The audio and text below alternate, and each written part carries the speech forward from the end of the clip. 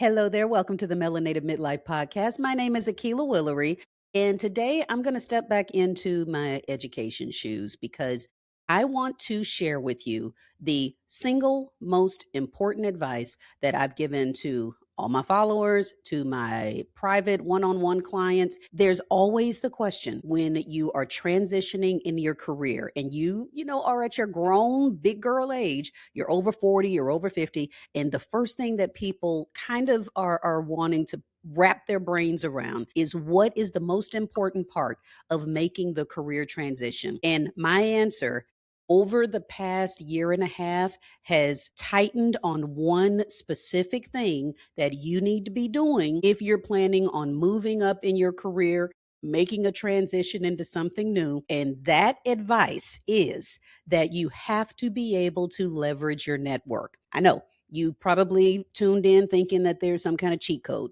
Maybe you have been watching LinkedIn or other social media personalities, and they're telling you, hey, there's this one prompt that you put into AI, and that's going to help you land a job interview tomorrow, or you can apply to 1,000 jobs in 24 hours. I'm not going to do any of that with you. I am a very seasoned and experienced career coach who has helped multitudes of people that are in my age range, some a little bit older, some a little bit younger, but I have helped so many people use their network to up level in their career. And I will stand 10 toes down on that because I've seen it work over and over again. Didn't matter the industry, it did not matter the profession in which the person was moving into.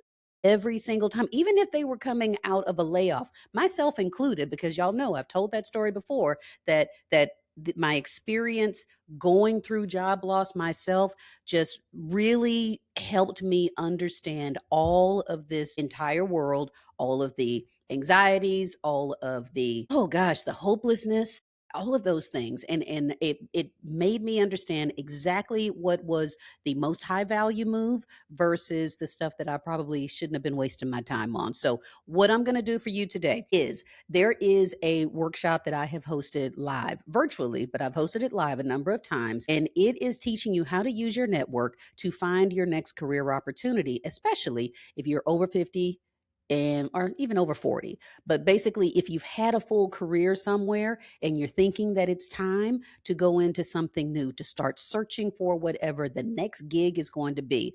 And this time, instead of me just saying, hey, you got to use your network to find your next job, I'm going to walk you through exactly how to get that done. So if you want to just come into my virtual classroom so I can teach you a couple of things, then honey, this is the episode for you.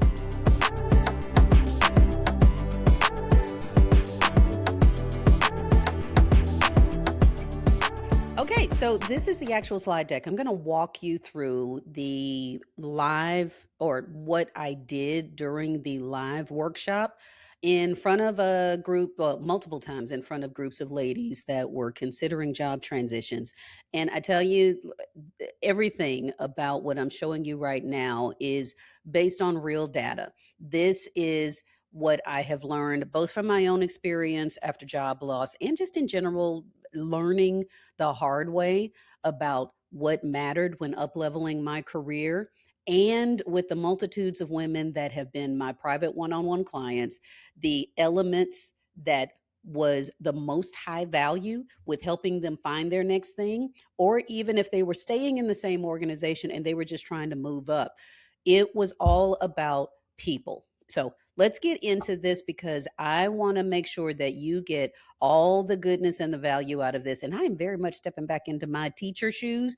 I have not actually been in a classroom to teach in a number of years, but I still, I call myself an educator just with a different kind of classroom. So what we're doing now is I'm going to talk you through some things, but there is a guide that I have created called the Hidden Opportunity Toolkit. You can download your copy from the link that's in the description so that you can take notes and kind of hold yourself accountable as you go through this, because my intention is that what I'm teaching you in this workshop is that it is a 7-day plan. I don't believe in dragging anything out. I'm not gatekeeping anything. I want you to be able to get the results as soon as you can, and to understand that there's no guarantees with anything, but if I can help just kind of collapse time for you so that you don't sit back overthinking and basically doing all the things that I'm guilty of doing, where I sit back and I just think and I try to intellectualize so many things that really require me to just make one simple first step. So, this plan that I've created is a 7-day plan. So, what we're doing right now, you're going to start doing this tomorrow. And over the next 7 calendar days, you will have activated your network. You will have gotten into better conversations with the people that you're actually talking to. And you will understand that going through folks that know you and already know the value that you bring to a professional organization, that is going to bring you better results than you staring at job boards and submitting your resume to some anonymous ATS tracking systems. So trust me with this. Give it 7 days. And if it's working, I would love to hear your feedback. If it's not working, I want to hear your feedback, because there could be some nuances to your specific situation that maybe I can help give you clarity on. So this is kind of where most ladies come into my network. They come to me, which is not a bad thing. This is not a wrong way to start, but they normally come to me to say, "Hey, I need you to redo my resume. Haven't touched it in a couple of years. I'm thinking about applying to some jobs, or I feel like my job may be at risk because of downsizing or reorg." Whatever the reason, they have gotten the clear signal that they need to start looking for their next thing. So what do? They want their resume updated, and I charge good money for doing resume rewrites. So it's already a financial commitment when folks come to me and say, "This is what I need to do." I'm happy to do it for them, but I am quick to also tell them that the resume is not the only element that needs to be taken care of. It's a whole framework that I have created based on the data that I've collected from my client's experience, from my own experience, and from what I'm seeing and reading about the job market. So what happens is that they come to me, they get a resume, and this is what I tell them. This is what's going to happen. You're going to get this beautiful, absolutely perfect resume that I will rewrite for you, but you're going to start submitting it to online job boards, and you're going to wonder why you're not getting any responses. You're going to start to get frustrated because you've repeated the process of going to the job boards, submitting your resume, and then not hearing anything in return. And that is because so much of the job search process, if you go that route, is completely anonymous. It is there's a lot of interaction with software and just screens, and that's not where I want you to spend your time. What that does, when you are submitting to a job board online, you're basically going to the back of the line. There's going to be a couple hundred, I won't even say a couple hundred, there's going to be several hundred people that apply to every single job role that you are also applying to. And when that happens and you're just submitting it online without having talked to anybody, without knowing anyone in the organization, this is where you're putting yourself, saying, "Okay, I want to be number 419 applying to this particular role." And I just want you to really think about that. I want you to just take a beat and just think, if you were standing in line, physically in line behind 400 other people, would you show up to wait your turn? No, no, you wouldn't. You probably would be thinking, "Gosh, there's got to be a better way." And there is. And this is what happens when my clients have gone what they consider to be the traditional route. This is the way they learned to start looking for a job, probably a couple decades ago, when they first got really serious about their profession, their career path. Roughly about 50% of their time was on the resume and submitting to online applications or in-person applications. Because we're talking a couple decades ago, we did a lot of this in person. Then another 30% of their time was practicing and preparing for the interview phase. Then maybe 10% of their time was networking or expanding their network. 7%, some folks are going through their LinkedIn strategy. And I'll be real that a lot of the ladies that come to me, they usually are very intimidated by using the LinkedIn platform. And I am what a self-proclaimed LinkedIn expert. So it's something that I like to just offer a bridge and say, hey, this is something that I can quickly get you upskilled on so that you can dominate it. And then if anybody is working on a portfolio, it is the tiniest slither of a percent where they have started working on collecting artifacts for their portfolio. Now, after coaching, once they come to me, this is how we divide their time. About 20% of their effort is going to be on the resume. And I can usually knock that out pretty quickly up front just to settle some nerves. But then I tell them, now that your resume is done, we need to now shift what we're focusing on because the resume is just one tiny piece. And the resume gets focus a lot later in the job search process than most people assume. They think it's the first step. It's actually probably like the third or fourth step in the whole career transition process. Roughly about 5% of their time is prepping and practicing for the interview, but 35% of the time is on networking, actually talking to real people who know them, trust their work, have seen results that they've produced. And then another 25% on building visibility on platforms like LinkedIn. Then 15% is on the portfolio. So look at the difference between what they do on their own or what they perceive that they should be doing on their own versus how we shift the focus after they have come on as a coaching client with me. So this is how it changes. This right in the center, 35% plus 25%, that is where the hidden job market is. This is all about jobs that happen through conversations. This is learning about opportunities by having, calling up the folks that you know and that already trust you. These are job posting or these are job openings that are never publicly posted. And if they are publicly posted, it's possible that it's just because that's HR policy, but they may have already filled the position or be looking to fill the position through internal talent or internal referrals. So remember that. So with all of this, even though I say that using your network, leveraging the relationships that you already have, that's going to be the strongest single move that you can make in this whole job search process, the whole career transition process. But there's still no magic bullet.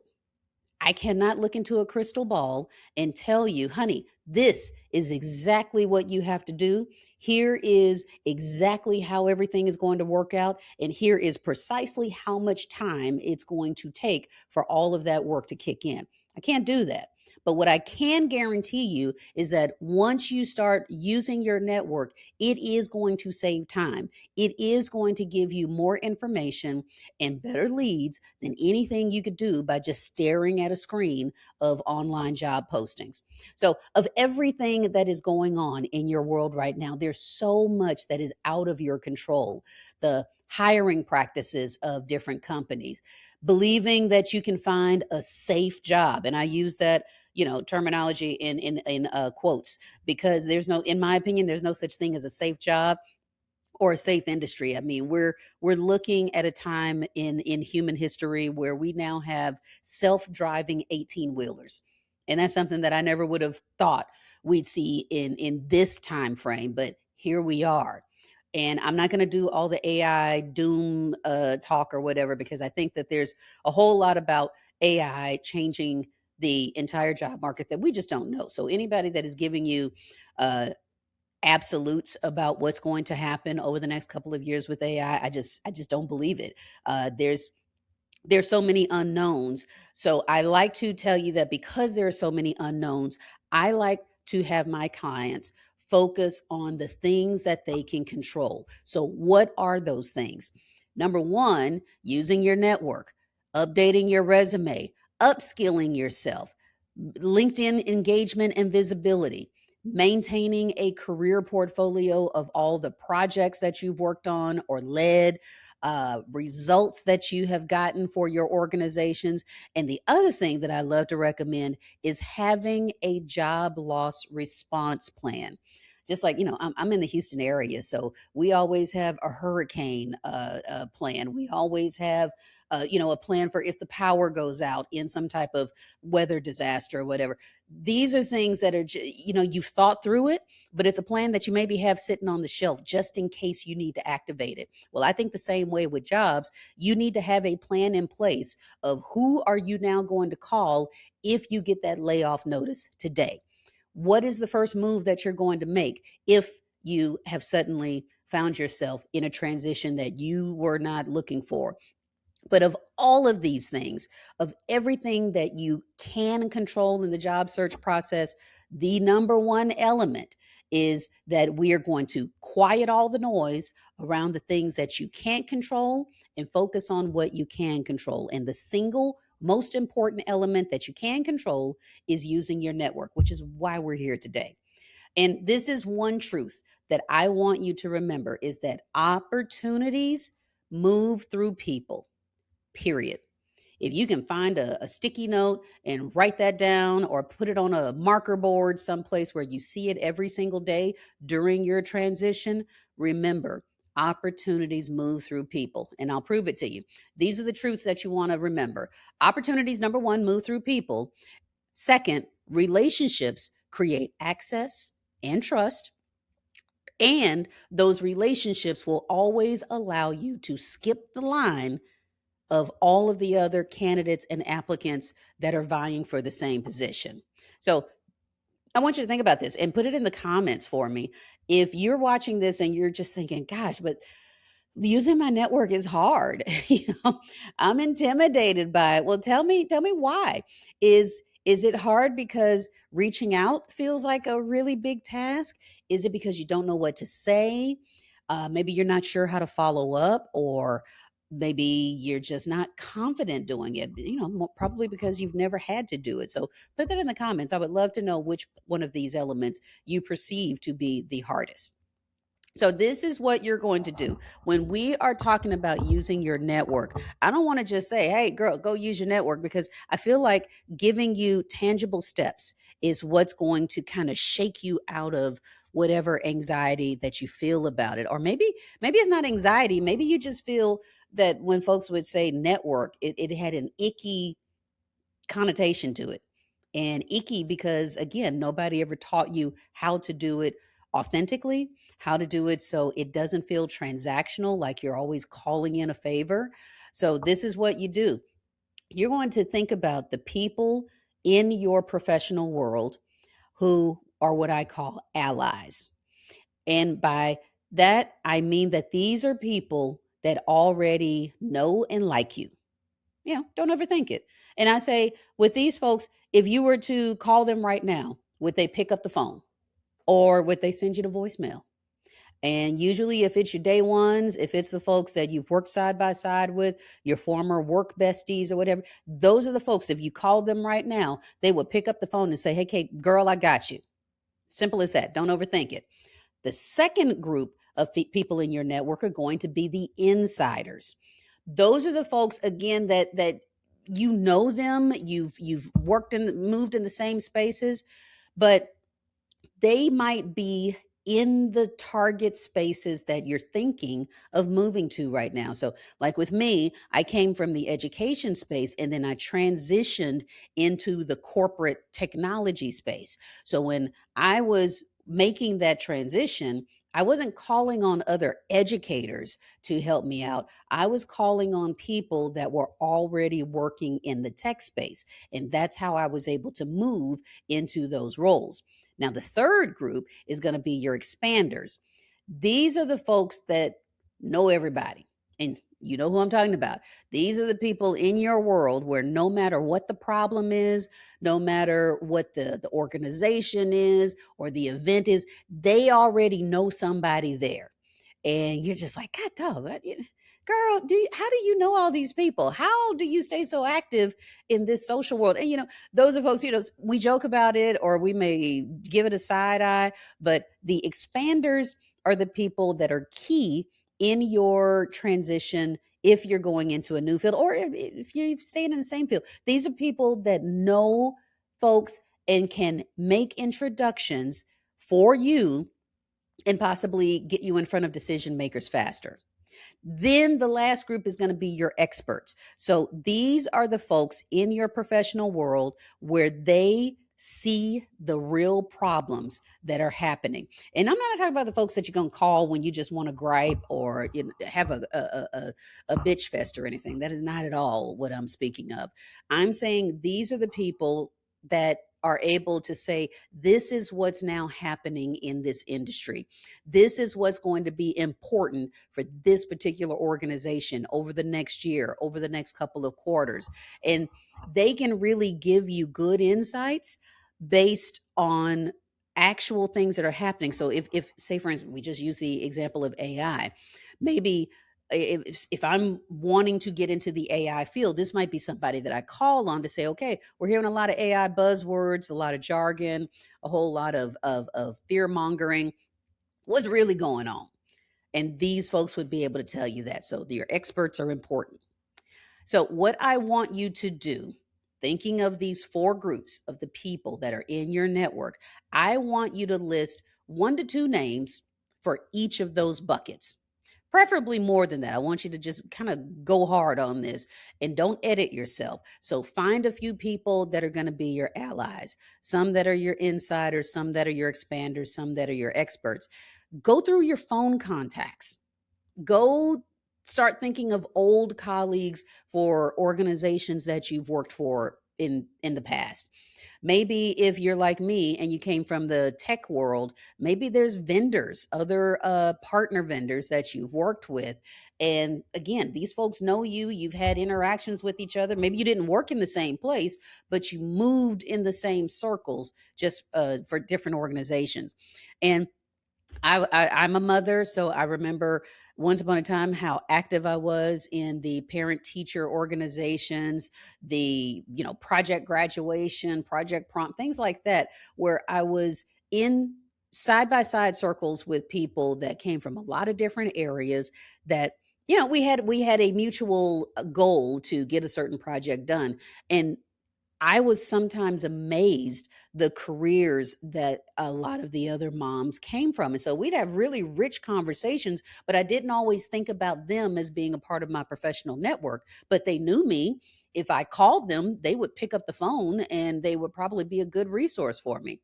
And also your church groups. If you are on LinkedIn, what people do you know on LinkedIn that you could probably connect with? Or maybe you're in a sales role. Are there past clients? Are consulting? Have you actually had people that have received your services and understand the quality or the level at which you perform? These are all people in your network and they need to go on that list. And remember, I'm concentrating on people because opportunities move through people. We ain't talked about your resume yet. We haven't talked about how to do LinkedIn. None of that yet. The first high leverage thing that you're worried about is remembering that your next opportunity is going to come from someone you already know. So, this is what your game plan is going to be for the next 7 days. You're going to pick your target direction. So, basically, the area, the industry, or maybe even the specific organizations that you want to target in your career transition. And you're going to talk about sending 5 messages, scheduling 2 calls, having a first call, follow up with them, and ask for interest. These are all of the steps. Each one of these steps represents a different focus for a different day. So let's break these down. On the first day, so this is tomorrow, my dear. I don't care when you're watching this. This is what you're going to put into action tomorrow. I want you to first pick your target direction. And it's just like with GPS. You get in your car and the GPS is asking, where do you want to go? So in today's age, we probably, we know how to navigate around town. We know how to get to work, to school, to whatever grocery stores or whatever. But sometimes we feel more confident by plugging it into the GPS, not so it can tell us, okay, here's the address, here's, how long it's going to take to get there. We are looking at all the different options, and we usually are trying to figure out what is the fastest, most direct way to get there. So, this is what I want you to ask yourself. What industry are you targeting? I'm not talking about the roles, and I want you to kind of stop thinking about titles while we're going through this, because titles, as you understand them in your world and in your current organization, may look completely different with the organization or the industry that you're targeting. Again, I'll use my education background, where we had program directors in education in the curriculum space where I was. And I look at how, just from one school district to another, that role might have been a program director. In another school district, it was a curriculum lead. In another school district, it was instructional designer. And all of those different titles basically described the same work that was being performed by those individuals.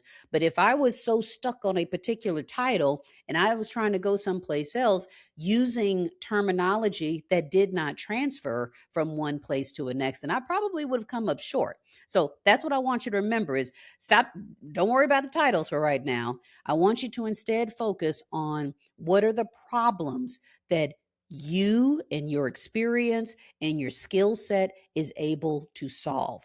That's going to be key as you navigate into your next new thing. Day two, you're going back to that list of those four buckets of all of your different professional connections. And I want you to choose five people from that list, just five. We're going to get to all of them. But right now, for day two, you're just figuring out five folks that you are going to reach out to. Send them a message on LinkedIn, text them, send an email, whatever contact method that is the best and the fastest to get to that person. Choose it, and you're going to ask them for a 15-minute call. That's it. Hey, this is me, role playing for a second. Hey, Tim, I am transitioning into a new role, or I'm thinking of making some career changes, and I would love to be able to talk to you for 15 minutes in the upcoming week so that I can get a few insights of what's going on in whatever, in your organization, in your industry, or from your background, however it is relevant to that particular connection. That's what you're going to say. And then you wait for them to respond. Day three, this is where, by chance they have come back to you and said, yeah, Akilah, actually, I would love to talk. What's a good time? Go ahead and schedule the time to talk to them within the next week. I don't want you to put it off to next month, or don't do the wishy-washy back and forth. Well, whenever it's good for you, or let me know. No, just tell them, hey, I'm actually free Thursday after 3 o'clock. Is that good for you?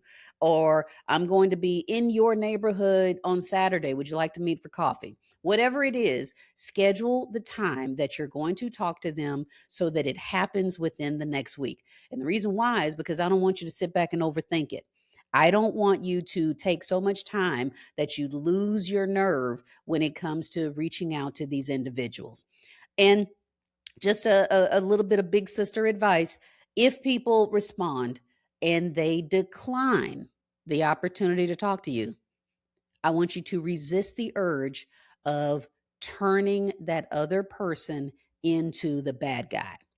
And I know there are stories that we will just let go bananas in our head about. Well, I can't believe she didn't want to talk to me. I did this for that girl, and and we start immediately making all of this about how that person has rejected you, and you've done or been there for. Honey, There are so many different reasons why someone might say, no, I'm not available. No, I can't. Whatever it is, let it go.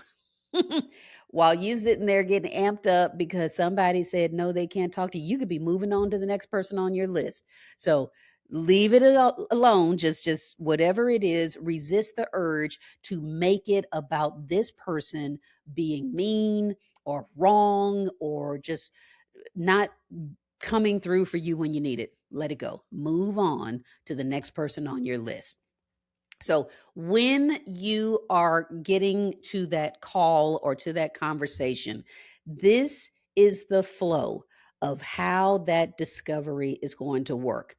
And I like to coach people through this because this is where we start making it just a little too complicated. And I want you to keep it simple. So if you break it down, a 15-minute phone call, the first 2 minutes is you and your opener. So this is, just reconnecting. Hey, girl. Oh, it's been so long since we've talked. How you doing? Oh, I remember that your mother was retiring and how's she enjoying that? Or your kids ought to be ready to graduate. How are you? Whatever the initial icebreaker or catching up that you're doing, 2 minutes, no more than 2 minutes. And then I want you to get straight to the reason that you scheduled the call in the first place. We're not trying to take up a whole bunch of people's time. Get to the point, and that's going to be by you going to my guide, the one that you're going to download from the link in the description. And I want you to pick 6 to 8 questions that are in that list of suggestions. And that's going to take about 10 minutes. So again, this is, oh gosh, I see a typo there. 4 to 6 questions is what I have here, but just a handful of questions that's going to help you focus on the most important thing. So you are not coming to this person. And let me back up for just a minute and make sure that you hear this very clearly. So many times when people just kind of want to rush and get to the point of saying, hey, Sheila, I'm calling you because I am looking for a job. I need you to help me find a job. I need you to send me job recommendations and you kind of, in my opinion, you lay a very heavy ask on that person when you cut to the throat and say, hey, I need a job. Can you help me find a job? And yes, it is what you're doing, but the person on the receiving end, that's probably not something I'm able to just up and produce for you. And because I'm not able to just tell you where a job opening is or immediately recommend something that I think you're qualified for or something that I think might be worth your time, I might shut down. I might put this invisible wall up because I'm just not able to give you that exact thing that you need. So these calls, these conversations, the goal is not saying, "Hey, can you help me find a job?" You're instead gaining insights. You're not there to interview and impress anyone. You're having a friend to friend, colleague to colleague conversation to learn. You are collecting data. You are basically trying to find out, what does this market look like? What do I need to be aware of? What are some things that maybe I could help avoid? So that's why I want to direct you to these types of questions that you're asking. So the first one, what's taking up the most oxygen on your team right now? What is a problem nobody has time to fix? What's costing time, money, or morale in your organization right now? What have you tried already and what is still not working? These types of questions are big conversation starters where you are able to ask these open-ended questions and you allow the other person room to respond and give real insights of what they feel is going on in the industry. So if you go through this list and also what's inside the guide, you'll see that none of those questions are saying, hey girl, can you help me find a job? It is easing into insights that are going to be very valuable as you are starting your job search or thinking about your career transition. And it allows that person to be a resource for you instead of someone that owes you a job posting. The two things are very, very different. So after you've gone through those questions, you close the call. Reflect back on what you heard them say and then ask for next steps. So, and we'll talk about the next steps in just a second. But by day 4, you should have already had your first conversation. So make sure that you're taking notes while this is happening. I don't want you to just call them and talk through while you're on a jog you're doing your workout in the morning. I want you to take it seriously and sit down with pen and paper so that you're recording the insights that you're gaining from this engagement. What problems do you hear? What language did they use? What organizations might be dealing with the same problems or the search for solutions that they have identified, because it's very rare that whatever is going on in one organization and industry that the next organization is not dealing with the same thing. So just think about that. Take good notes as if this is something that you're going to do a research presentation later. You have to write down the insights now when the data is flowing, and then you take a beat and come back to it to reflect, and you start seeing some of the trends of what you're hearing from those folks. So by day 5, I want you to follow up with whomever it is that you've talked to, and based on what you're hearing, just say, hey, going back to the conversation with the person, you tell them, if you know one person that is dealing with something similar, would you be open to introducing us? Ask for introductions for whomever is going to be your next contact that you're going to talk to.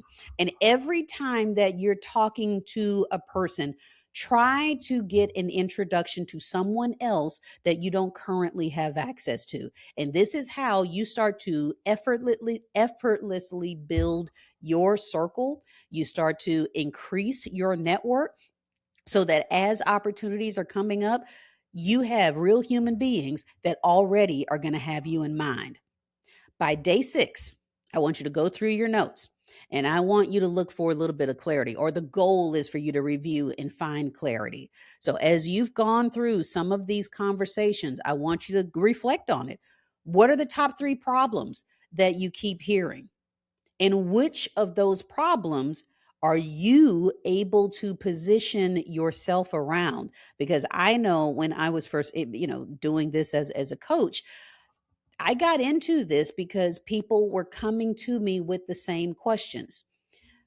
Friends were asking for me to help them with the exact same things, and they would refer me to other folks and colleagues in their circle. So as that happened again and again, I started realizing, whoa, okay, I'm hearing the same problems over and over again, that folks have come to me for solutions that I'm able to provide, or specific things that I have an answer for.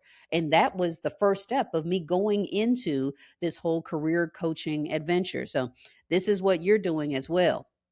Now, by day 7, you've heard a lot. You have had several conversations, if it's going according to plan. So you're thinking about, what is it that I now can position myself around? You have heard problems. You probably have a few of those problems that you can provide a solution for. And, this is now your time to start building a pitch. So I want you to follow what I consider the problem solution to value approach. Understand the problem, position your expertise as the solution, and then show your value with proof of your impact from past projects, past things that you've worked on. So what does this look like? The problem could be, okay, I've been hearing a lot about blank or XYZ. The solution is, well, I actually have helped teams with this problem before so they can cut their time in half, or so they can cut costs for the next quarter, or so they can, whatever it may be, you fill in that blank. And then the value is whatever the result is. So the result is usually these are the things that I like to talk about, people, processes, and profits, time saved, cost that is reduced, adoptions that are improved, revenue that is protected. Maybe there is risk that was avoided. These are all value propositions that you're able to take a good hard look and see, am I the one that can come in and provide this type of solution for these companies or this particular industry? And that is how you now have made yourself a highly sought after candidate, not because you've got all the degrees, not because you've necessarily got 25 plus years in the industry. Yes, those things are important, but what's most important as a candidate is that companies can see you coming into their organization and starting to address their problems from day one. And I like to say, when with providing evidence of what you can do, I say pull in 2 to 3 receipts. And if you're not familiar with what I mean by receipts, honey, you really need to go back and take a look at some of my older videos about collecting your receipts. Another high value move that you can make in your big girl career, where you start collecting receipts, or what I say, proof of what you've done. And think about past projects that you've been a part of. What was the result? And it's got results that you can measure, not the feel goods, but the things that have hard numbers behind them. And then what is the proof of those results? So, what did you create? What was improved? Basically, what changed because you were there? And this is what you're putting into action for real over the next 7 days. Again, you're not overthinking it, because the first steps start small and they build on each other. There is momentum that follows any action that you take. So, this is what I want you to do. Start out, list 12 to 15 names, and you've got at least 5 messages that you're going to send starting tomorrow and the day after. And on your calendar, I want you to mark every action that you're taking and everything that you have accomplished each of the next 7 days. This is important. Remember, opportunities move through people. I don't want you to spend the next 7 days staring at the job boards. I don't want you staring at LinkedIn because you don't understand how to use it or what moves you should be making there. Start out. If you don't do anything else, you're going into your network and learning how to leverage real relationships with other human beings who already know you. So I think of myself, and this is what I looked like a few years ago when I was pondering my next career move. I got this advice. Okay, this is what I need to be doing, is leveraging my network. And you're probably thinking the same thing right now. You're like, okay, I get the message. Cool. But what about my resume? What about this complicated LinkedIn world that I don't know anything about? And I'm like, yeah, that's fair. Those things still matter. And I don't expect that you're going to just muddle your way through endlessly for the next few months and just happen to be blessed with a job offer. This takes guidance. And I have spent the last few years really understanding how to solve this problem. And I had to go through it the hard way, which is me going through the hard lessons. And it was, sometimes embarrassing myself, sometimes feeling rejected, or all the negative things, until, you have that aha moment, like, oh, this was the part that worked. This was the thing that made the difference. And so I've now collected all of those hard lessons, all of that success data and things that didn't work right, and I've packaged it. So this is a real picture. And sometimes I look at this picture and I have to laugh, but it really is sad. These are my journals. And I keep a journal. I'm this got one right here in front of me. I like to doodle and write notes and plans and all of that stuff. But what happens when I get into that mode of over indexing on the planning and the writing and the journaling, sometimes those plans never come into action. I spend time just putting all the thoughts out, on paper, and I don't execute them. So this photograph, for every tablet and journal that you see there, that was a full year each of planning and notes and ideas. And I'll say one, two, three, I can't even count how many that is. But remember, if you just think of how much time, if each one of these means a year of my life, that's how much time I spent overthinking, waiting for magic moments, trying to make myself ready, when what would have made all the difference is just one tiny first step. And that time, my dear, is continuing to pass. Whether you watch this today and you're just like, okay, great information, but I'm not going to do anything on it. I'm going to do it later or next month or January 1st or whatever the wonderful start date that you have put in your head is going to make you more ready. And I'm going to say time is still passing whether you are starting or not. So this is where I like to remind folks that you don't have to do this alone. If you are considering making some type of career transition and you really believe that all you need is just your hustle mentality or your AI chatbot, which I am an AI enthusiast, so I'm not trying to shame you there, but you just feel like you can muscle through this on your own, or you can pray it away, or you can just think and wait for the best moment when you're going to feel 100% ready. I'm going to say, girl, stop. Just stop, because you're now over intellectualizing procrastination. You're making inaction more glamorous than the true progress that you could be making. And I am here as a career coach, offering my professional service to get you where you want to go. So you don't have to do this alone. And I want to be able to tell you that this is not from me just talking on gut feelings. I have real clients that I've worked with that have said, oh my God, this made all the difference. Working with Akilah or Dr. Willery is what has gotten me out of being stuck, with all of the tools, all of the strategies that they are now able to take and completely run with. The whole point is that I give you what you need so that you can continue, get that wheel going so that you are on the journey completely equipped with everything you need to be successful. So this is where I get to stop and say, girl, this might be you.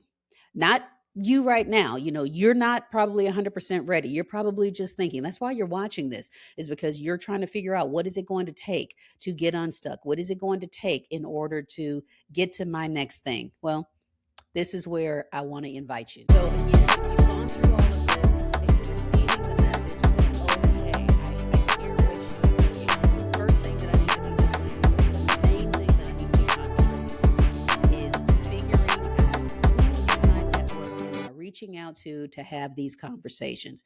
That is your first move, and it costs you no money.